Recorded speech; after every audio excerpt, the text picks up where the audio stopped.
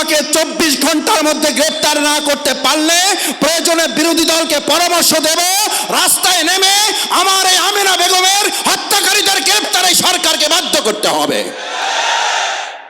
রাখতে হবে এই জাতির স্লোগান চলেছিল উই ওয়ান্ট জাস্টিস।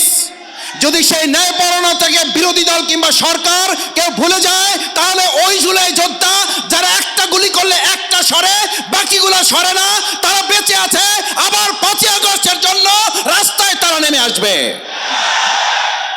যে নরসিংদীতে আমাদের 15 বছর বয়সী একটা মেয়েকে প্রথমে গ্যাং রেপিং করা হচ্ছে, তারপর তার ইজ্জত আবরু এবং পরিবারের সম্মান বাঁচাতে না পেরে তার খালু বাড়ি যাওয়ার পথে তাকে অপহরণ করে তাকে হত্যা করা হচ্ছে, এবং সেটা নিয়ে কোনো আলোচনা হবে না। আলোচনা হবে আমরা কে হেঁটে যাচ্ছি অথবা কে গাড়িতে যাচ্ছি।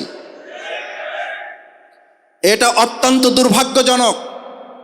এটা বক্তব্যের সাথে শুধু সাংঘর্ষিক নয়, এটা 18 কোটি মানুষের সাথে প্রতারণা করার শামিল। এটা জুলাই যোদ্ধাদের প্রতি প্রতারণা, বিশ্বাসঘাতকতার শামিল। মনে রাখতে হবে এই জাতির স্লোগান চলেছিল উই ওয়ান্ট জাস্টিস। যদি সেই ন্যায়পরায়ণ থেকে বিরোধী দল কিংবা সরকার কেউ ভুলে যায়, তাহলে ওই জুলাই যোদ্ধা যারা একটা গুলি করলে একটা সরে, বাকিগুলো সরে না, তারা বেঁচে আছে, আবার 5ই আগস্টের জন্য রাস্তায় তারা নেমে আসবে।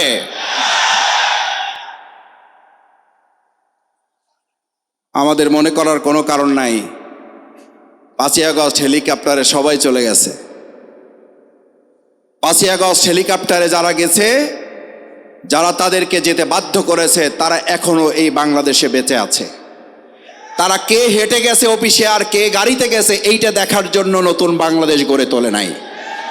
তারা গড়ে তুলেছে আমাদের এই আমেনার সন্ত্রাসী নুরাকে 24 ঘন্টার মধ্যে গ্রেফতার না করতে পারলে প্রয়োজনে বিরোধী দলকে পরামর্শ দেব, রাস্তায় নেমে আমার এই আমেনা বেগমের হত্যাকারীদের গ্রেফতারে সরকারকে বাধ্য করতে হবে।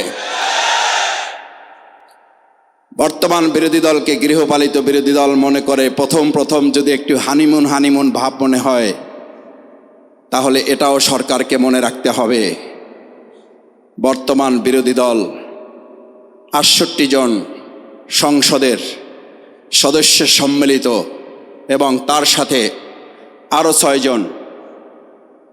এই যে সম্মিলিত বিরোধী দল, এই বিরোধী দলকে গৃহপালিত কিংবা আপনাদের পরিচালিত বিরোধী দল মনে করার কোনো কারণ নাই, বরং এই বিরোধী দল হচ্ছে সেই বিরোধী দল যাদেরকে বরং মানুষ মনে করে ভোট দিয়েছিল এই বিরোধী দলকে, ভোট হাইজ্যাক করে নিয়ে যায় একটা সরকার গঠন করার ক্ষেত্রে ইঞ্জিনিয়ারিং করে এই ইঞ্জিনিয়ার ভাইদের ইঞ্জিনিয়ার পদবীর উপরে কলঙ্ক লেপন করা হয়েছে।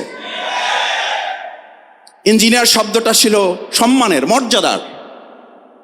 আমি এই কথাটা গাড়িতে আসতে আসতে ভাবছি যে আপনাদের সামনে শব্দটা উচ্চারণ করব কিনা। ইঞ্জিনিয়ার শব্দটা উচ্চারণ করলেই এখন আমাদের মধ্যে এক ধরনের নেতিবাচক প্রভাব তৈরি হয়, একটা ঘৃণার ভাব তৈরি হয়। ইঞ্জিনিয়ারিং শব্দটা তো ছিল আমাদের প্রকৌশলীরা দেশ, সমাজ, রাষ্ট্র, ভবন নির্মাণ, গোটা পৃথিবীর নীল নকশা, এগুলো নকশা বাস্তবায়নে তারা সহযোগিতা করবেন। কিন্তু আমরা 2026 সালের 12ই ফেব্রুয়ারি দুপুরের পর, বিকালের পর, এমনকি সন্ধ্যা পর্যন্ত মানুষ ভোট যাদেরকে দিয়েছে 4:30 পর্যন্ত, সেই 4:30টার ভোট আমরা দেখলাম যে একটা শব্দ ব্যবহার করা হয়েছে। কি শব্দ? সেই শব্দের নাম হচ্ছে ইঞ্জিনিয়ারিং। অথচ সেই ইঞ্জিনিয়ার এখানে বসে আছেন।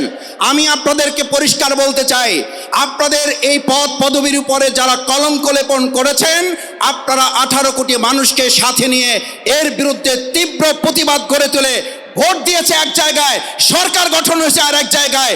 এর পরিণতি অতি সত্বর জনগণ আরেকবার মানুষকে জবাব দেওয়ার জন্য প্রস্তুত থাকবে।